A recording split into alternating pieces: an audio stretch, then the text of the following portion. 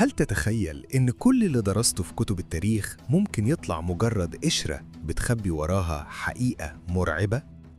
في كل كتاب تاريخ قالوا لك إن الفراعنة بنوا الأهرامات، بس محدش قالك إن ولا نظرية واحدة قدرت تشرح كل حاجة.